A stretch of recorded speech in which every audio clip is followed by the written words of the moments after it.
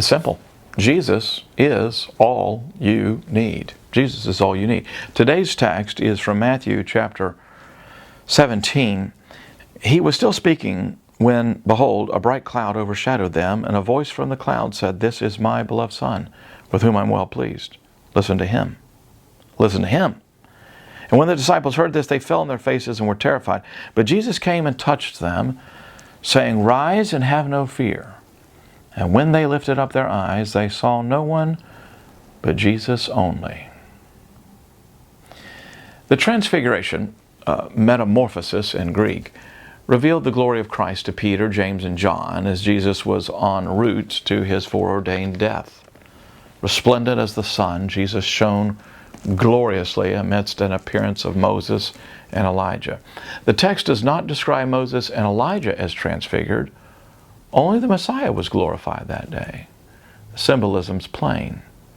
To the Jewish people, Moses means the law and Elijah means the prophets. Jesus was transfigured in the presence of the law and the prophets. Moses and Elijah, interestingly, had mountaintop moments during their respective ministries. Both had experienced fire on the mountaintop. Both had been used by God for glorious miracles. Both had been used to bring judgment against the enemies of the people of God. And in the midst of this terrifying transfiguration, the Father's voice reverberated from the heavens, "This is my beloved Son, with whom I'm well pleased. Listen to him." I imagine the Father's emphasis should be rendered, listen to him. To listen to him means to structure your whole being and manner of living upon him. When Jesus said, "Do not think that I've come to abolish the law of the prophets. I've come to not abolish them, but fulfill them," he wasn't saying that the law had no meaning or that the prophets have no value. He meant that his life fulfilled the law that you couldn't keep. And he meant that his life fulfilled the promises of the prophets.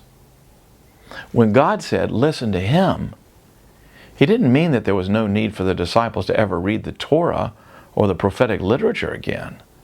But they would never read the Torah and the prophets the same again. Everything had changed. Moses and Elijah were shadows of the Christ. And once Jesus came, there was no need for shadow. The noonday sun had arrived in the person of Jesus. The real had come.